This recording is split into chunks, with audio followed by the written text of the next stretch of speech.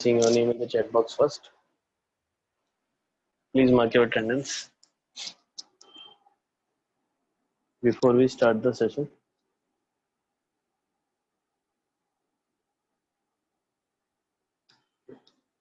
So last class we were discussing regarding monotonicity of the function है.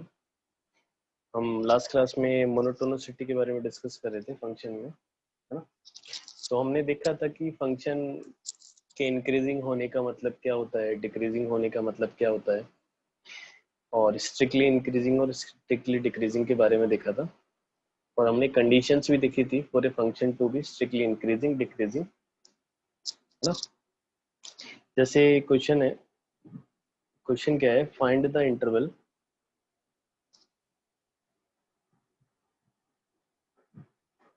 Question है find the interval, interval find करना है आपको in which function f x is equal to x upon under root 1 plus x minus of ln of 1 plus x is increasing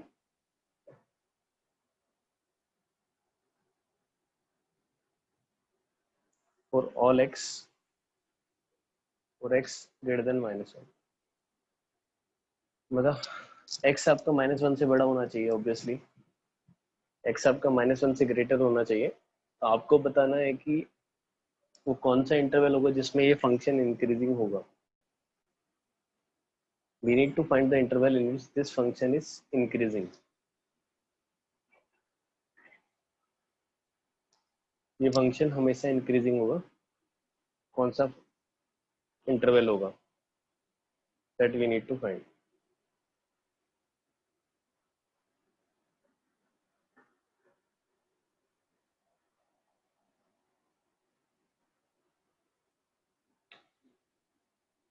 चलो इसमें increasing check करना है तो हमें फंक्शन का डेरिवेटिव निकालना पड़ेगा. तो हम पहले फंक्शन का डेरिवेटिव निकालते हैं, मतलब इसको डिफरेंशिएट करते हैं ना. तो ये तो सबको समझ में आ रहा है कि x ग्रेटर देन -1 मतलब x ग्रेटर देन -1 के लिए हमें चेक करने की जरूरत है, क्योंकि -1 से छोटे पे तो अंडर रूट के अंदर नेगेटिव हो जाएगा और फंक्शन नॉट डिफाइंड हो जाएगा. मतलब -1 से छोटा तो फंक्शन की डोमेन में नहीं है, तो x तो -1 से बड़ा होना चाहिए. अब इसको डिफरेंशिएट कर देते हैं, f डैश x निकालते हैं. तो इसका डिफरेंशिएशन करने के लिए u बाई बी रूल लगाएंगे. पहले न्यूमरेटर का differentiation into the denominator minus फिर डिनोमिनेटर का डिफरेंशिएशन इनटू द न्यूमरेटर, ऐसा हो जाएगा डिवाइड बाय डिनोमिनेटर का स्क्वायर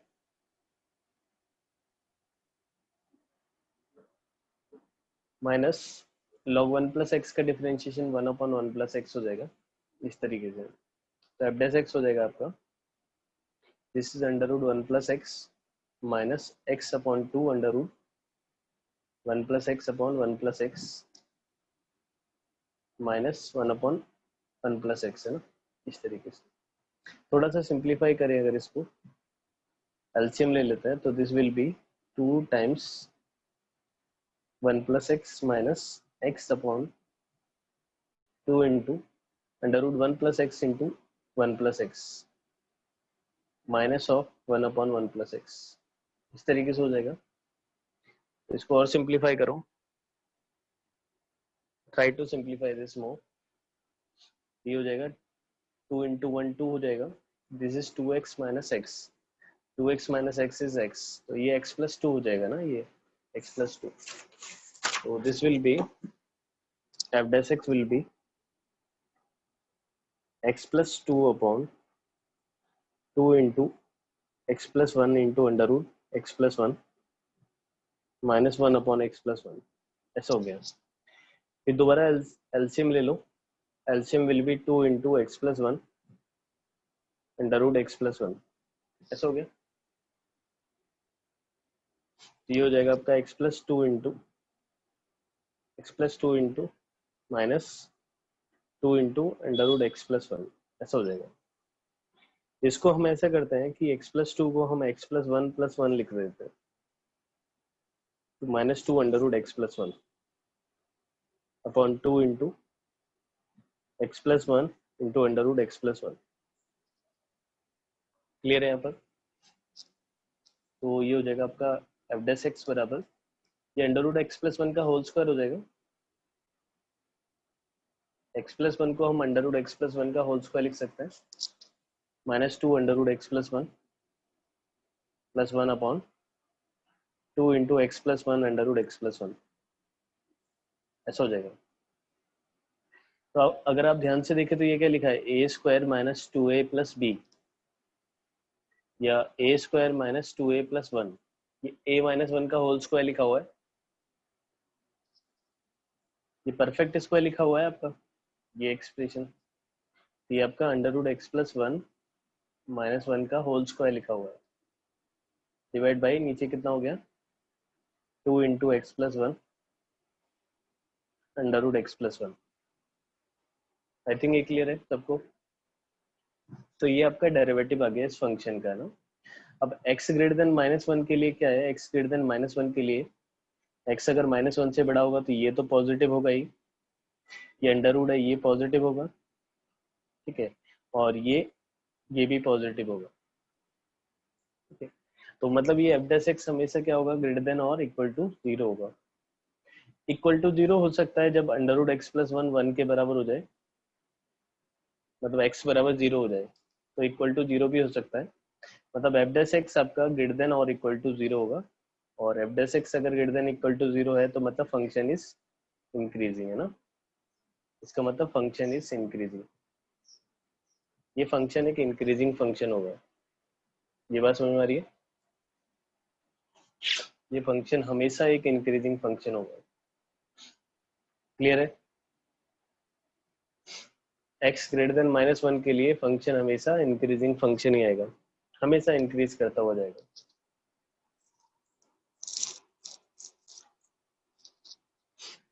क्लियर हो गया ये? कुछ नहीं करना है, इंक्रीजिंग डिक्रीजिंग देखना है तो आपको बस फंक्शन को डिफरेंशिएट करना है, और बस ये देखना है कि फंक्शन का डिफरेंशिएशन कहाँ पॉजिटिव है कहाँ नेगेटिव है।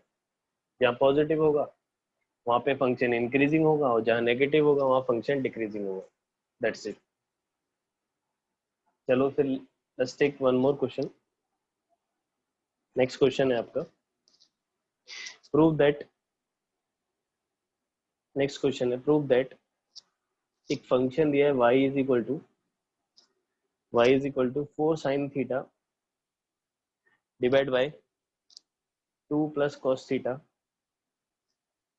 Minus theta is an increasing function, is an increasing function।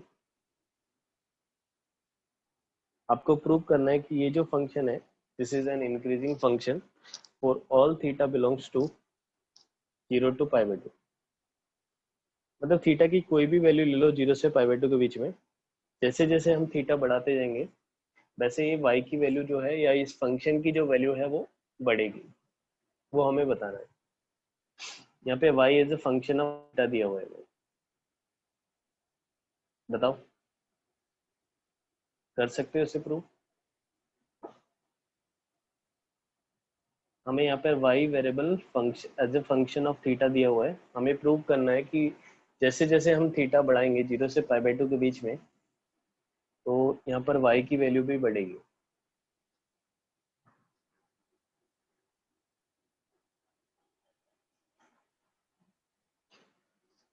बताओ ये।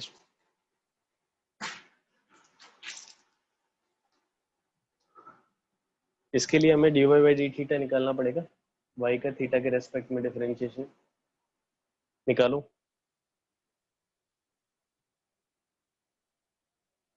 dy बाई डी थीटा निकालो इसका, y को थीटा के रेस्पेक्ट में डिफरेंशिएट करते हैं। तो सबसे पहले न्यूमरेटर का differentiation 4 cos theta into denominator 2 plus cos theta minus denominator का डिफरेंशिएशन क्या हो जाएगा, इसका तो 0 हो जाएगा, इसका minus sine theta into 4 sine theta divide by denominator का स्क्वायर 2 प्लस कॉस थीटा का होल स्क्वायर, ऐसा हो जाएगा। और थीटा का डिफरेंशिएशन होता है 1, ये -1 हो जाएगा इस तरीके से। तो dy बाई डी थीटा क्या हो जाएगा, देखो what is dy by d theta, this is 4 cos theta into 2, ये हो जाएगा 8 cos theta plus 4 cos theta into cos theta 4 cos square theta, और ये कितना हो गया आपका, माइनस माइनस प्लस हो जाएगा 4 साइन,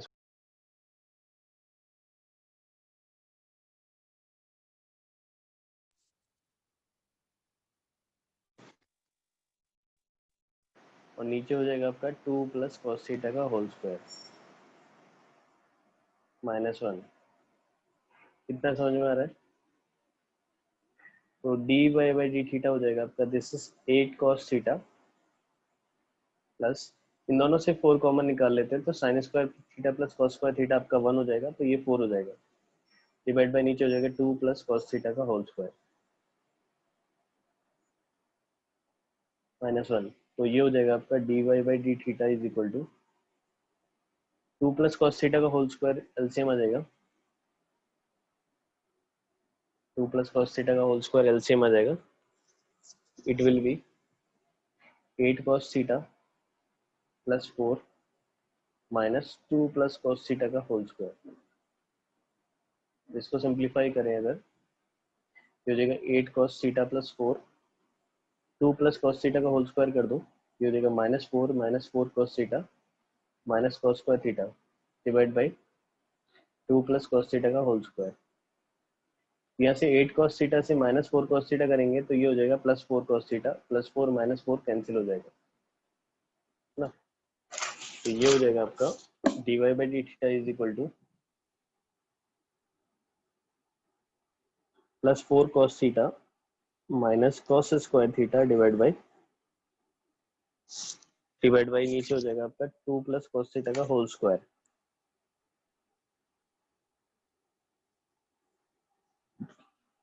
अब dy बाई डी थीटा बराबर cos थीटा कॉमन निकालो, cos theta into 4 minus cos theta divide by 2 plus cos theta का होल स्क्वायर। इतना समझ में आ गया? अब आपको कहा है कि थीटा जो है 0 से π/2 के बीच में है, थीटा आपका 0 से π/2 के बीच में है, तो आपको पता है कि थीटा जब 0 से π/2 मतलब फर्स्ट क्वाड्रेंट में, तो कॉस क्या होता है, पॉजिटिव होता है, और आपको पता है कॉस की मैक्सिमम वैल्यू 1 होती है, तो मैक्सिमम वैल्यू 1 है, तो ये 4 माइनस कॉस हमेशा क्या होगा, पॉजिटिव। कॉस हमेशा 1 से छोटा होता है कि नहीं होता? होता है। तो 4 में से अगर मैं 1 से छोटा नंबर सब्ट्रैक्ट करूंगा तो क्या आएगा, पॉजिटिव ही आएगा ना, ये तो चाहे थीटा कुछ भी हो, तो ये फैक्टर भी हमेशा पॉजिटिव होगा, और ये तो होल स्क्वायर है, ये तो पॉजिटिव होगा ही, तो मतलब dy by d theta is always greater than equal to 0। dy by d theta greater than equal to 0 का मतलब है y is an increasing function।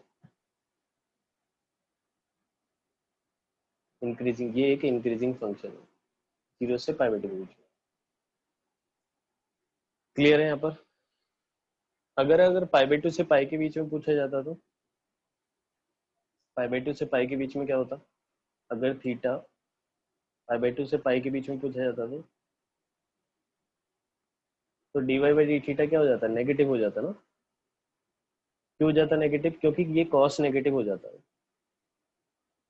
अगर सेकंड क्वाड्रेंट में अगर हम देखें, सेकंड क्वाड्रेंट में कॉस क्या होता है, नेगेटिव होता है, तो ये नेगेटिव हो जाता, बाकी सब तो पॉजिटिव है, तो y एक डिक्रीजिंग फंक्शन हो जाता।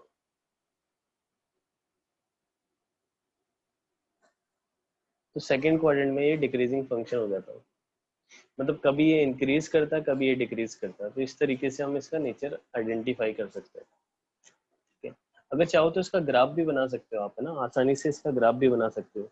आपको नेचर पता चल गया फंक्शन का, अब आप इसका ग्राफ आसानी से प्लॉट कर सकते हो। कैसे प्लॉट कर सकते हो?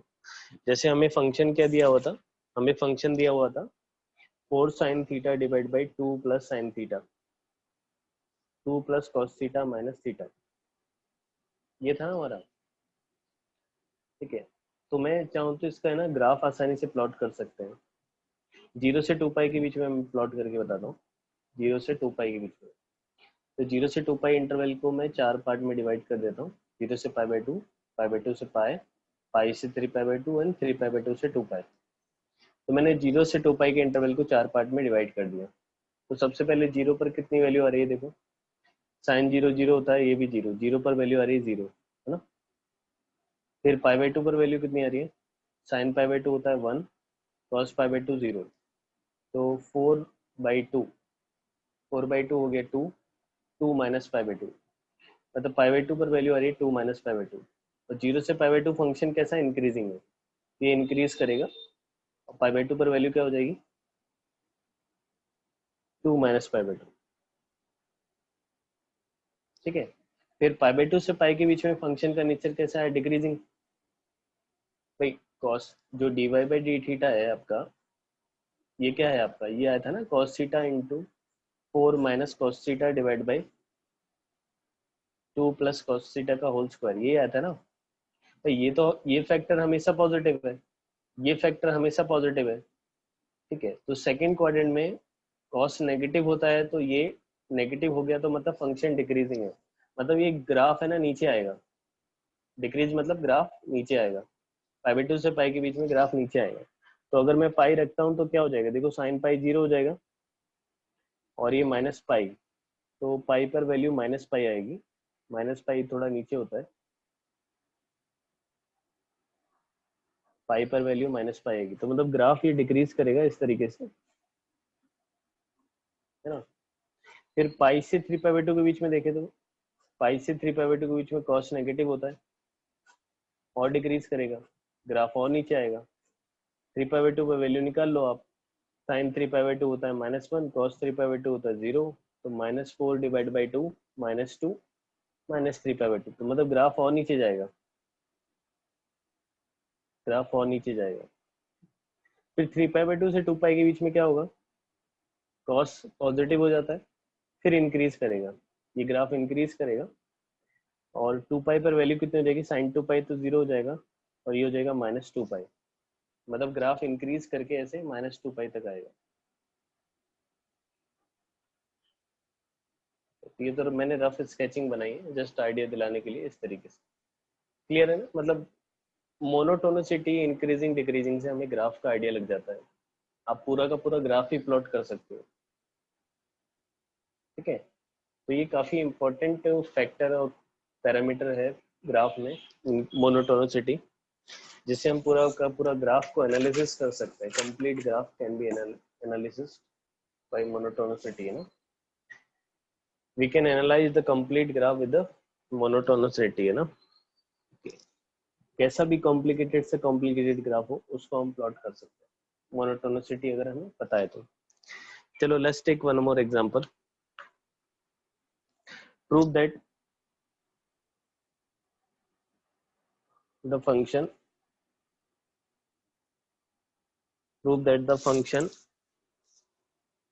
fx equal to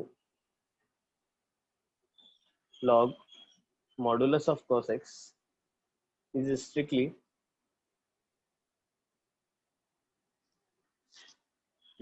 decreasing on the interval 0 to π/2। हमें प्रूव करना है कि function log modulus of cos x is a strictly decreasing function in the interval 0 to π/2 and strictly increasing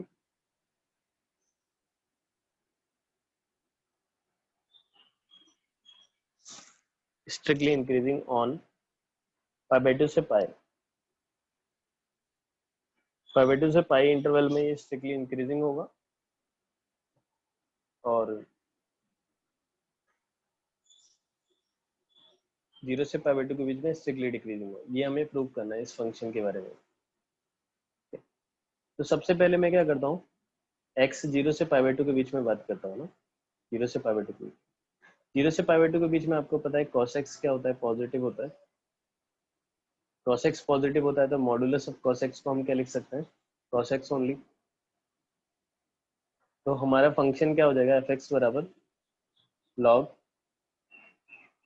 modulus cos x की जगह हम cos x लिख देंगे ऐसे। अब इसको डिफरेंशिएट कर देते हैं, तो f डैश x हो जाएगा आपका 1/cos x, है ना। फिर cos x का further differentiation minus of sin x, है ना। ये कितना हो गया, माइनस ऑफ tan x आ गया। फंक्शन का डिफरेंशिएशन क्या आ रहा है, माइनस ऑफ tan x। अब इंटरवल हमारा 0 से π/2 है, मतलब फर्स्ट क्वाड्रेंट है। फर्स्ट क्वाड्रेंट में 10 क्या होता है, पॉजिटिव। 10 पॉजिटिव होता है तो ओवरऑल ये -10x क्या होगा, नेगेटिव। तो f' मतलब क्या हुआ आपका, नेगेटिव। f' नेगेटिव का मतलब क्या हुआ, function is strictly decreasing.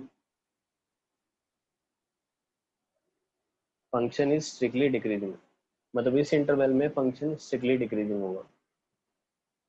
I hope it is clear. उसके बाद हमसे कहा है कि π/2 से पाई के इंटरवल में ना, x जब π/2 से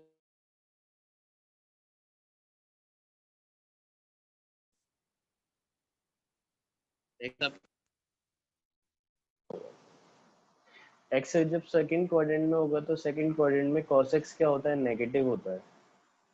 cos x नेगेटिव होता है तो हम मॉडुलस ऑफ cos x को क्या लिख सकते हैं, माइनस ऑफ cos x लिख सकते हैं, क्योंकि cos x नेगेटिव है। तो हमारा फंक्शन क्या हो जाएगा, फंक्शन f(x) बराबर log modulus of cos x की जगह हम माइनस cos x डाल देंगे, तो ये log माइनस cos x हो जाएगा। अब इसको क्या करते हैं, डिफरेंशिएट कर देते हैं।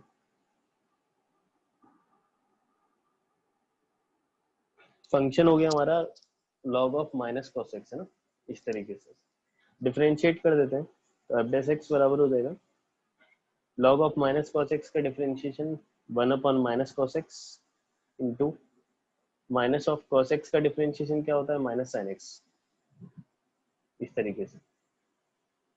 तो f' क्या हो जाएगा आपका, minus of minus sin x हो जाएगा आपका, plus sin x divide by minus cos x।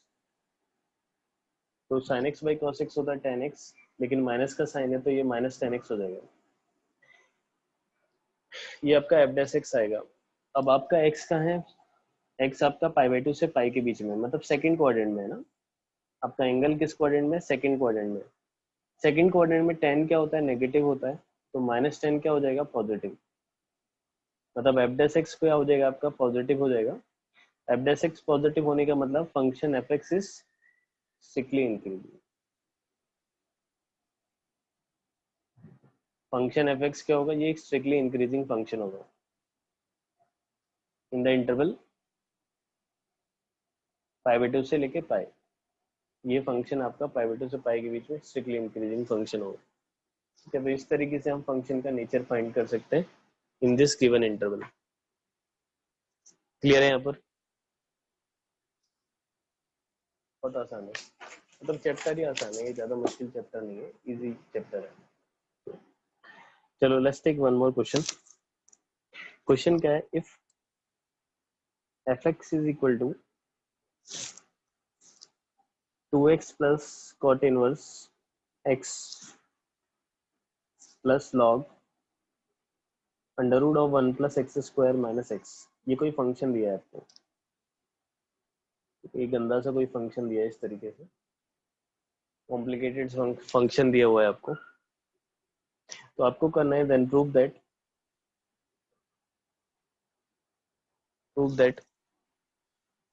f(x) is increasing function, f(x) is increasing function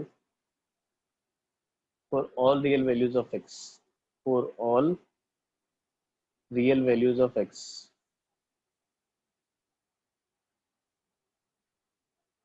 ये फंक्शन हमेशा इंक्रीजिंग होगा x की हर रियल वैल्यू के लिए। This you need to prove, try करो। Once you done please let me know. ये question try करो, please let me know once you done.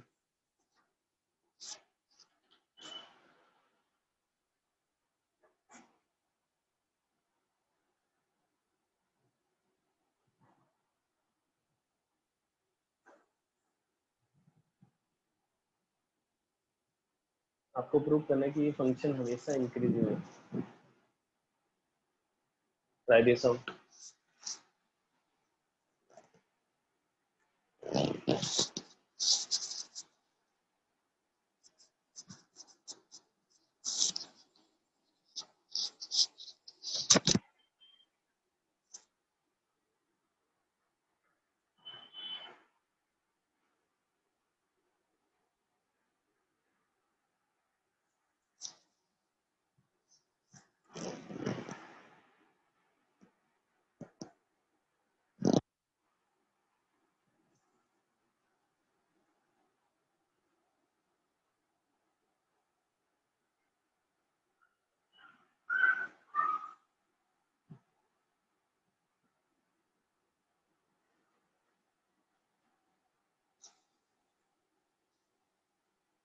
बताओ इसमें।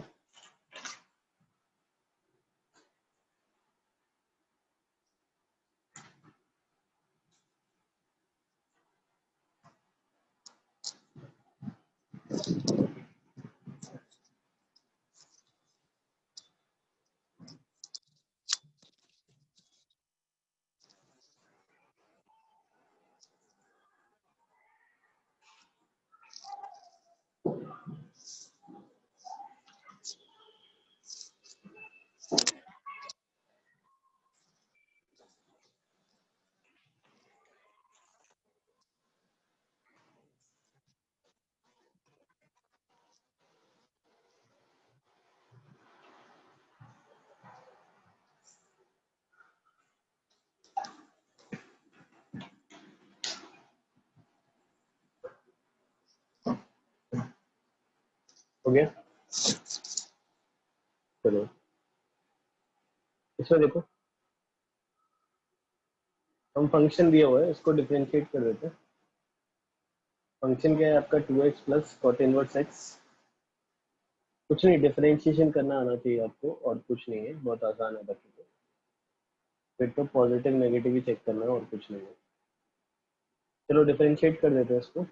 अब डेस एक्स क्या हो जाएगा आपका, 2x का डिफरेंशिएशन हो जाएगा 2। कॉट इनवर्स एक्स का डिफरेंशिएशन होता है -1/1 प्लस एक्स स्क्वायर। लॉग का differentiation 1/√1 plus x square minus x. फिर √1 प्लस एक्स स्क्वायर का डिफरेंशिएशन क्या होगा, 1/2 √1 plus x square into 2x -1, ऐसा हो जाएगा। थोड़ा सा सिंप्लीफाई कर लेते हैं इसे। अब डेस x is equal to 2 -1/1 plus x square plus this is 1/√1 plus x square minus x. यहाँ से 2 से 2 कैंसिल हो जाएगा, ये हो जाएगा आपका x minus √1 plus x square और √1 प्लस एक्स स्क्वायर है ना, ऐसा हो जाएगा। कैंसिल हो जाएगा, माइनस साइन के साथ है ना, एक माइनस साइन आएगा, क्योंकि ये x minus √1 plus x square और ये 1 plus √1 plus x square minus x, उल्टा लिखा हुआ है। तो अब डेस एक्स हो जाएगा, this is 2 minus 1/1 plus x square minus 1/√1 plus x square, ऐसा हो जाएगा। अभी क्या करेंगे, इसमें एलसीएम ले लेते हैं। टेक द एलसीएम, एलसीएम ले लेते हैं, तो ये हो जाएगा आपका √1 plus x square, sorry 1 plus x square, LCM आ जाएगा आपका। ये हो जाएगा आपका 2 into 1 plus x square -1 minus of √1 plus x square, ऐसा रहा ना। तो अभी क्या कह सकते हैं इसमें, तो यहाँ पर क्या होगा देखो, तो सॉल्व करते हैं इसे ना। ये आपका हो जाएगा 2 प्लस 2x स्क्वायर -1, तो 2x स्क्वायर प्लस 1 हो जाएगा ये। तो अब डेस एक्स हो जाएगा आपका 2x square plus 1 minus of √1 plus x square divide by 1 plus x square. अब क्या करें, ये आपका हो गया देखो इस तरीके से।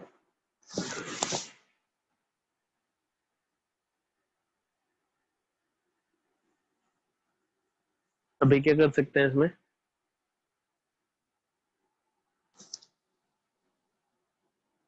अब इसमें पॉजिटिव नेगेटिव कैसे बताएंगे।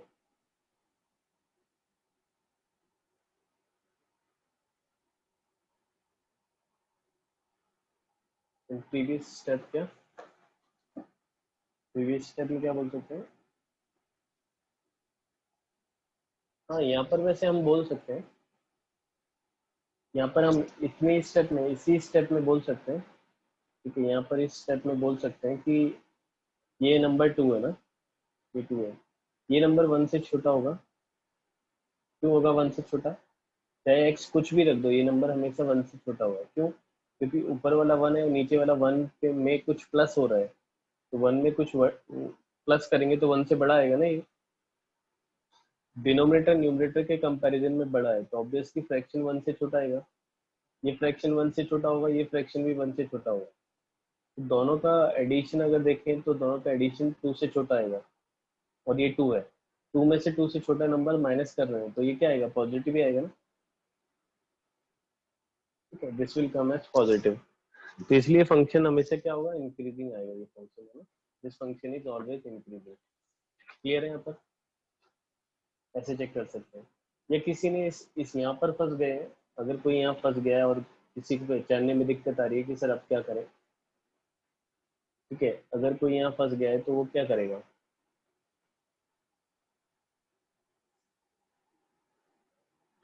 यहाँ पर लिखा है two x square plus one minus of under root x square plus one.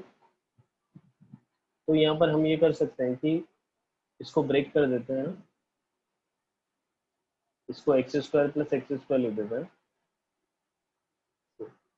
हम, टू एक्स स्क्वायर को हम x square plus x square लिख देते हैं, तो इस तरीके से हो जाएगा ये। तो ये हो जाएगा F dash x is equal to this is x square, और इन दोनों से हम under root one plus x square common निकाल लेते हैं, तो ये हो जाएगा आपका under root one plus x square minus one, ऐसा हो जाएगा, divide by one plus x square. ठीक है, अब देखो ये वाला टर्म तो पॉजिटिव ही होगा, एक्स की कोई भी वैल्यू हो चाहे, ये तो हमेशा पॉजिटिव होगा क्योंकि स्क्वायर है, ये हमेशा पॉजिटिव होगा। और यहाँ पर अगर हम देखें अंडर रूट के अंदर वन में कुछ ऐड हो रहा है, वन में प्लस समथिंग स्क्वायर, तो ये वन से बड़ा होगा, वन से बड़े का अंडर रूट जो होगा वो वन से बड़ा ही आएगा, और उसमें से वन सब्ट्रैक्ट कर रहे हैं तो ये भी पॉजिटिव होगा, तो ये पॉजिटिव सब पॉजिटिव है, ये भी पॉजिटिव, ये भी पॉजिटिव और ये भी पॉजिटिव, मतलब चाहे एक्स कुछ भी हो, f dash x is always positive greater than और equal to zero, it means function is always increasing, function हमेशा क्या होगा, इंक्रीजिंग होगा, ये फंक्शन हमेशा इंक्रीजिंग फंक्शन होगा। I hope it is clear.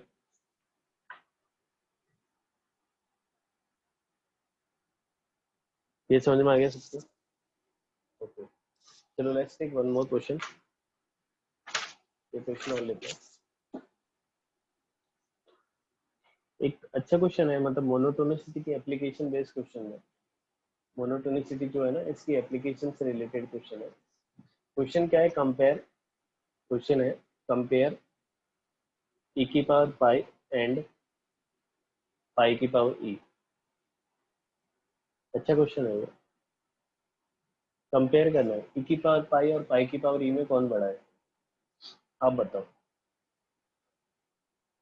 ई की पावर पाई और पाई की पावर ई में कौन बड़ा है, ये मोनोटोनिसिटी का एक एप्लीकेशन बेस्ड क्वेश्चन है, अच्छा क्वेश्चन है। विच वन इज ग्रेटर, ई की पावर पाई या पाई की पावर ई,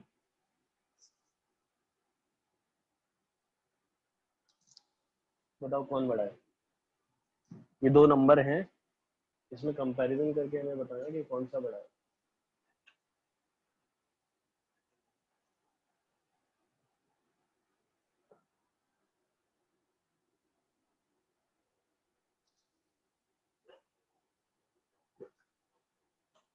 कोई बता सकते हो, सिंपल सा क्वेश्चन है वैसे तो। ई की पावर पाई और पाई की पावर ई में कौन बड़ा होगा,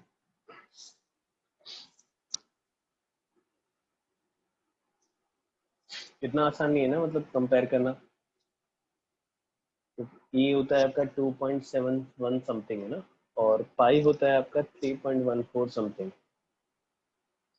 कंपैरिजन करना थोड़ा मुश्किल हो जाएगा ना यहाँ पर। तो देखो हम क्या करेंगे इसमें, इस क्वेश्चन में, अच्छा क्वेश्चन है ये, ई की पावर पाई और पाई की पावर ई को कंपेयर करना है।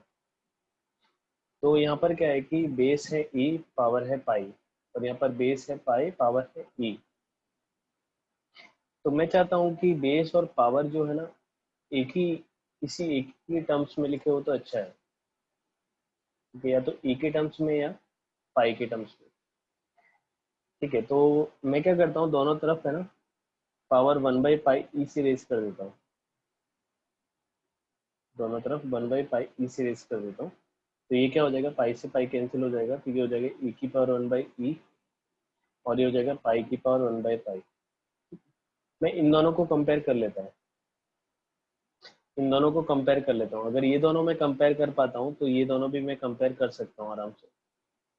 अगर मैंने ये आंसर कर दिया कि इनमें से कौन बड़ा है, तो फिर इसमें भी मैं इजीली आंसर कर सकता हूँ। तो इसके लिए हम क्या करेंगे, एक फंक्शन कंसिडर करेंगे। ठीक है, एक फंक्शन कंसिडर करेंगे। अब फंक्शन क्या कंसिडर करेंगे वो यहाँ से पता चलेगा। यहाँ पर क्या है, ई को अगर हम x मान ले तो ये x की पावर 1/x है। ये भी वैसे ही फॉर्मेट आ रहा है, x की पावर 1/x जैसा ना। तो कंसिडर ए फंक्शन है ना, कंसिडर ए फंक्शन x की पावर 1/x है ना, x की पावर 1/x एक मैंने फंक्शन ऐसे कंसिडर कर लिया। अब मैं इसको डिफरेंशिएट करूंगा, इस फंक्शन को डिफरेंशिएट करने के लिए मैं इसको है ना e की पावर b को e की पावर b इंटू ln लिख देता हूँ। ऐसे लिख सकता हूँ, x की पावर 1/x को मैंने e की पावर में लिख दिया, e की power b is equal to e की पावर b इंटू ln। अब डिफरेंशिएट कर देता हूँ, e की power ln x upon x हो गया, तो इस तरीके से डिफरेंशिएट कर देते हैं। e की पावर x का डिफरेंशिएशन तो e की पावर x ही होता है। फिर ln x अपॉन x का डिफरेंशिएशन करना है, तो पहले ln x का differentiation 1/x into x minus ln x into x का डिफरेंशिएशन 1 अपॉन डिनोमिनेटर का स्क्वायर। ये कैंसिल हो गया, तो एफ डैश एक्स हो गया आपका e की power ln x upon x 1 minus ln x upon x square. Clear है यहाँ पर, ये बात समझ में आ रही है। अब यहाँ पर देखो, ये पार्ट तो पॉजिटिव होगा हमेशा, क्योंकि e की पावर में e की पावर चाहे कुछ भी हो ये हमेशा पॉजिटिव होगा, एक्स स्क्वायर हमेशा पॉजिटिव होगा ना। अब एफ डैश एक्स कहाँ पॉजिटिव होगा कहाँ नेगेटिव होगा, उसके लिए मैं क्या करता हूँ, इस पे डिपेंड करेगा ना। अगर ये पॉजिटिव होगा तो एफ डैश एक्स भी पॉजिटिव होगा, और अगर ये नेगेटिव होगा तो एफ डैश एक्स नेगेटिव होगा। इसमें दो केस बना लेते हैं। पहला केस कि 1 minus ln x is positive है ना, 1 minus ln x is positive, तो मतलब 1 is greater than ln x। ln x क्या होता है, log x to the base e, anti log ले लो, x लेस देन e आ रहा है, x लेस देन e आ रहा है, तो 1 माइनस ln x पॉजिटिव होगा। x जब e से छोटा होगा ना तो 1 माइनस ln x पॉजिटिव होगा। ठीक है, मतलब एफ डैश एक्स पॉजिटिव होगा, एफ डैश एक्स पॉजिटिव होगा मतलब फंक्शन इज इंक्रीजिंग, मतलब x अगर e से छोटा होगा तो फंक्शन इंक्रीजिंग होगा। सेकंड केस ले लेते हैं, 1 माइनस ln x नेगेटिव, तो इसको उधर ले जाओ, 1 is less than ln x, ln x को log x to the base e लिख लेते हैं, तो जगह x greater than e। x जब e से बड़ा होगा तो ये क्या होगा, नेगेटिव, और ये नेगेटिव है तो मतलब एफ डैश एक्स नेगेटिव हो गया। एफ डैश एक्स नेगेटिव मतलब function is decreasing, function decreasing. बात समझ में आ गई। अब आ जाते हैं, तो आपको मतलब 0 से e के बीच में, मतलब 0 से e के बीच में फंक्शन क्या है, देखो x जब e से छोटा है, ये 0 से e के बीच में है तो फंक्शन इंक्रीजिंग है, मतलब फंक्शन ऐसे इंक्रीज कर रहा है। बात समझ में आ रही है। और x जब e से बड़ा है तो फंक्शन डिक्रीजिंग है, x जब e से बड़ा है तो फंक्शन डिक्रीज कर रहा है, फंक्शन डिक्रीज कर रहा है मतलब नीचे आएगा। बात समझ में आ गई। अब हमें पता है कि पाई कितना होता है आपका, 3.14 होता है, और ई कितना होता है, 2.71। तो पाई मतलब ई से बड़ा होता है, पाई कहाँ आएगा, इधर आएगा पाई, पाई इधर आएगा, तो मतलब ग्राफ पे जो पाई की कॉरस्पॉन्डिंग पॉइंट आएगा यहाँ आएगा, और ई के कॉरस्पॉन्डिंग पॉइंट यहाँ आएगा। इस पर जो वैल्यू आएगी एफ ऑफ ई आएगी, और इस पर वैल्यू आएगी एफ ऑफ पाई। तो कौन ऊपर है? एफ ऑफ ई, ई वाला पॉइंट ऊपर है, इस पर फंक्शन की वैल्यू ज्यादा होगी इसके कंपैरिजन में। तो मतलब एफ ऑफ ई जो होगा वो एफ ऑफ पाई से बड़ा होगा। ये बात समझ में आ रही? अब हमने फंक्शन क्या माना था? एफ एक्स बराबर एक्स की पावर 1/x, ये फंक्शन हमने माना था। तो एफ ऑफ ई कितना आएगा बताओ? ई की पावर 1/e। और एफ ऑफ पाई कितना आएगा? पाई की पावर 1/पाई। तो मतलब ई की पावर 1/e जो होगा पाई की पावर 1/पाई के कंपैरिजन में बड़ा होगा। तो दोनों तरफ हम पाई ई पावर से रेस कर देते हैं, तो क्या हो जाएगा? ई से ई कैंसिल हो जाएगा, ई की power pi is greater than pi से पाई कैंसिल, पाई की पावर ई की पावर पाई आपका पाई की पावर ई से बड़ा होगा। This is how we can answer this. ये समझ में आ गया? और शुड आई एक्सप्लेन अगेन? हमने मोनोटोनिसिटी की हेल्प से कितना आसानी से ये दो नंबर्स को कंपेयर कर दिया। तो यहाँ पर हम कहेंगे ई की पावर पाई जो होगा पाई की पावर ई से, पाई की पावर ई से ग्रेटर होगा। दूसरा वाला केस समझाऊं? दूसरा वाले केस में मैंने क्या किया, देखो यहाँ पर हमने पहले फंक्शन ये मान लिया था। फंक्शन में देखो फिर मैंने इसको डिफरेंशिएट किया, तो ये वाला ये तो पॉजिटिव होता है, ये पॉजिटिव होता है। अब पूरा फंक्शन एफ डैश एक्स क्या होगा? नेगेटिव पॉजिटिव हो, उस पर डिपेंड करेगा।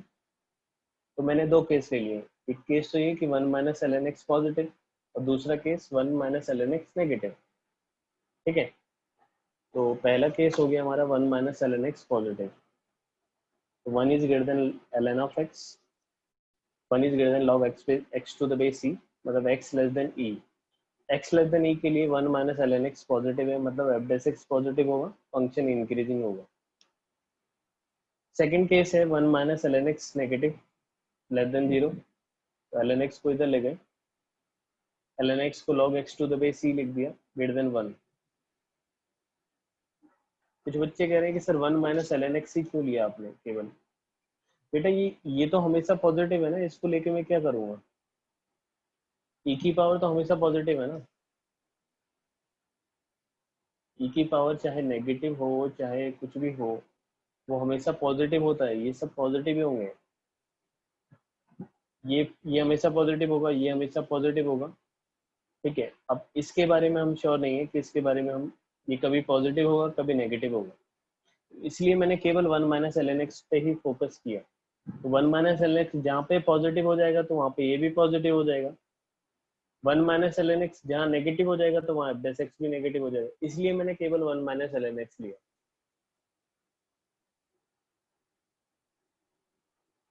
समझ में आ गया? पूरा पूरा फंक्शन पूरा एफ डैश एक्स लेने की जरूरत नहीं है, केवल 1 माइनस एल एन एक्स की तरफ ध्यान से देखो। समझ में आ गया? okay. तो इसलिए हमने दो केस बना दिए कि 1 minus L N x positive कहाँ पर है वो निकाल लिया, और 1 minus L N x negative कहाँ पर है वो निकाल लिया। तो उससे मुझे फंक्शन इंक्रीजिंग डिक्रीजिंग का आइडिया मिल गया, और इस तरीके से कंपैरिजन करके मैंने इन दोनों नंबर्स को के बारे में बताया कि ये इनमें कौन बड़ा होगा।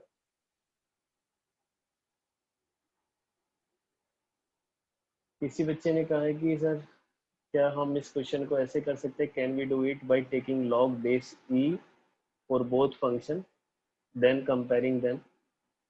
पहली बात तो दोनों फंक्शन है ही नहीं, ये दोनों फंक्शन थोड़ी है, ये तो नंबर है, ये तो नंबर्स हैं कोई।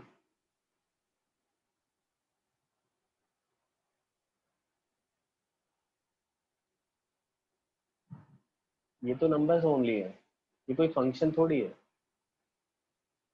फंक्शन तो हमने ये कंसिडर किया है,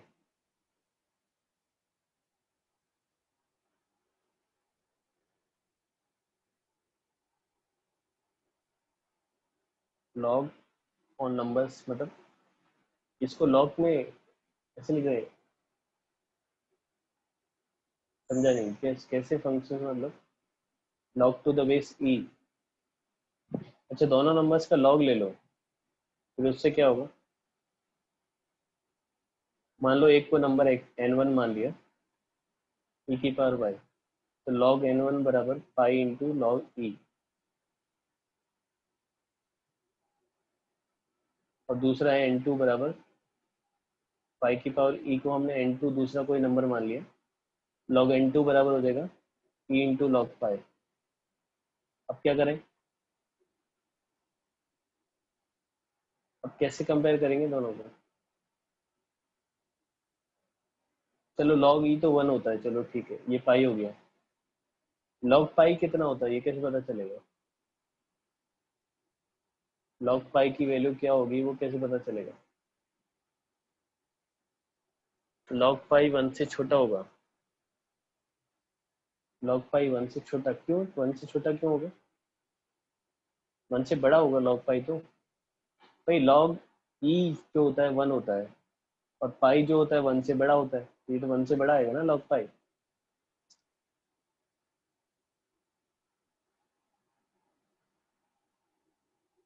log पाई तो 1 से बड़ा आएगा ना।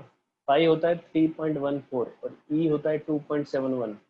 जब log ई 1 आ रहा है तो log पाई तो 1 से बड़ा ही आएगा ना।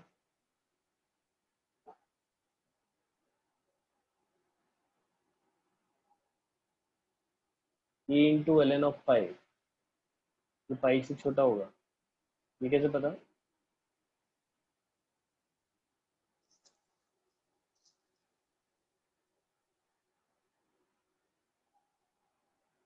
अप्रोक्सीमेट, अप्रोक्सीमेशन भी कैसे लगाएंगे? मतलब log पाई की वैल्यू पता नहीं होगी तो कैसे अप्रोक्सीमेशन लगाएंगे? बहुत मुश्किल हो जाएगा इसमें कंपेयर करना, मतलब अप्रोक्सीमेट गड़बड़ होने के चांसेस ज़्यादा है। तो बेटर है आप ऐसे कर लो तो अच्छा है। अप्रोक्स लॉग पाई की वैल्यू पता नहीं है ना हमें इस तरीके से। तो ये मोनोटोनिसिटी का मैंने एक आइडिया दिया है कि इस तरीके से हम मोनोटोनिसिटी का यूज करके दो नंबर्स को कंपेयर भी कर सकते हैं ऐसे। आई होप ये समझ में आ गया होगा सबको। क्लियर है ये? Then will come to the next question.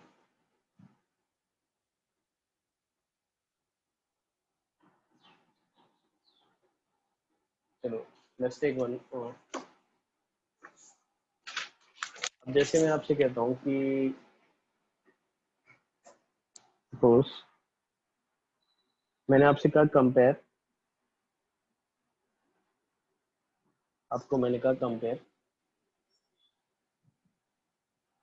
√3 की पावर √2 एंड √2 की पावर √3, इनको कंपेयर करना है।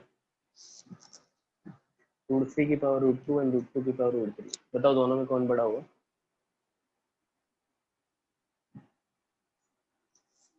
√3 की पावर √2 एंड √2 की पावर √3, ऐसे ही क्वेश्चन है, दोनों कंपेयर करके बताओ।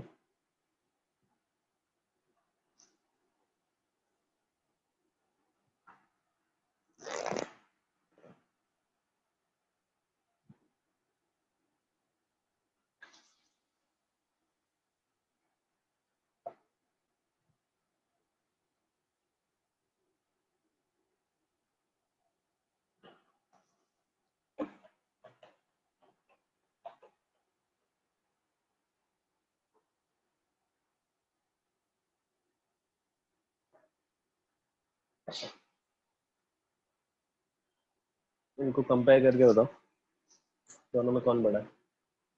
√3 की पावर √2 और √2 की पावर √3।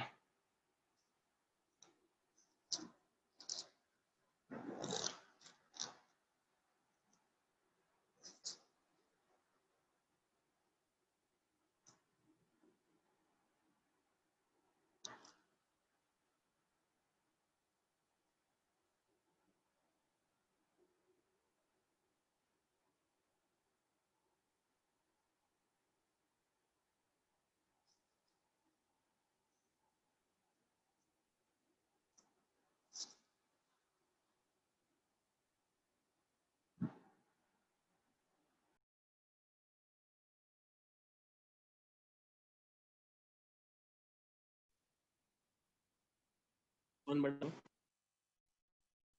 फर्स्ट बड़ा होगा कि सेकंड बड़ा होगा? फर्स्ट वन, सब लोग फर्स्ट बोल रहे हैं। √3 की पावर √2 बड़ा होगा √2 की पावर √3 से। यहाँ पर भी फंक्शन वही कंसिडर करेंगे, जैसे कैसे पता चला √3 की पावर √2 है या √2 की पावर √3 है ना, ऐसे है ना। तो मैं क्या करूँगा, दोनों तरफ 1/√6 पावर से बेस कर देता हूँ, दोनों तरफ, दोनों पे पावर 1/√6 कर देता हूँ, तो ये √3 की पावर 1/√3 हो जाएगा और ये हो जाएगा √2 की पावर 1/√2। इससे क्या, ऐसा करने से क्या होगा कि फंक्शन आइडेंटिफाई करना आसान हो जाएगा। ठीक है, अब √3 को अगर मैं x मान लेता हूँ तो ये x की पावर 1/x हो गया, ये भी x की पावर 1/x है। इसका डिफरेंशिएशन मैं पहले ही निकाल चुका हूँ, e की power ln x upon x 1 minus ln x upon x square है ना। ठीक है, अभी मैंने बताया था कि आपको 0 से e के बीच में ये फंक्शन क्या होता है, इंक्रीजिंग होता है, और e से बड़े पे डिक्रीजिंग होता है ना, ये फंक्शन है ना। अब ये क्या है, बेसिकली f ऑफ √3 है, ये f ऑफ √3 लिखा हुआ है, ये f ऑफ √2 लिखा हुआ है। तो √3 और √2 दोनों ही क्या होते हैं, e से छोटे होते हैं। तो √2 यहाँ आएगा, √3 आएगा, तो f ऑफ √3 जो होगा f ऑफ √2 से बड़ा होगा, भाई इंक्रीजिंग फंक्शन है ना, तो √3 √2 से बड़ा होता है, तो √3 पर जो फंक्शन की वैल्यू आएगी वो √2 के कंपैरिजन में बड़ी होगी। तो मतलब √3 की पावर 1/√3 जो होगा वो √2 की पावर 1/√2 से बड़ा होगा, है ना। अब दोनों तरफ पावर √6 रेज कर दो, तो इससे √3 की पावर √2 ग्रेटर देन √2 की पावर √3 हो जाएगी। तो this is how we can compare such kind of numbers. इस तरीके से हम ऐसे नंबर्स को कंपेयर कर सकते हैं। समझ में आ गया ये? तो ये मोनोटोनिसिटी की वन ऑफ द एप्लीकेशन है। ठीक है, ये क्लियर हो गया। तो पहला वाला जो नंबर होगा वो इससे बड़ा होगा, √3 की पावर √2 √2 की पावर √3 से बड़ा होगा। This is the application of. ऐसे हम इन दोनों नंबर्स को डायरेक्टली कंपेयर नहीं कर सकते थे, मैंने इसलिए दोनों तरफ 1/√6 पावर इसलिए रेज की कि जिससे मैं फंक्शन आइडेंटिफाई कर सकूं, क्योंकि यहाँ पे बेस अलग है और पावर कुछ अलग टर्म्स में लिखी हुई है। यहाँ पर बेस अलग है और पावर कुछ अलग टर्म्स में लिखी है, दोनों एक ही टर्म्स में लिखे होने चाहिए। बेस भी अगर √3 के टर्म्स में है तो पावर भी आपका √3 के टर्म्स में होना चाहिए, और बेस अगर √2 के टर्म्स में है तो पावर भी √2 के टर्म्स में होना चाहिए।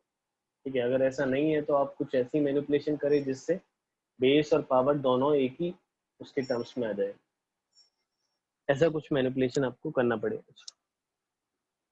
आई होप इट इज क्लियर। समझ में आ गया ये? इस तरीके से हम कंपेयर करके मोनोटोनिसिटी से हम कंपेयर कर सकते हैं। चलो ठीक है, फिर है ना, आप नेक्स्ट क्लास में मिलते हैं फिर। आज के लिए इतना इतना काफ़ी है, नेक्स्ट क्लास में हम देखते हैं। और ठीक है, तब तक आप टेंजेंट नॉर्मल और उसके जो क्वेश्चंस हैं उसकी शीट कंप्लीट कर लेना, वो हम नेक्स्ट क्लास में डिस्कस करेंगे।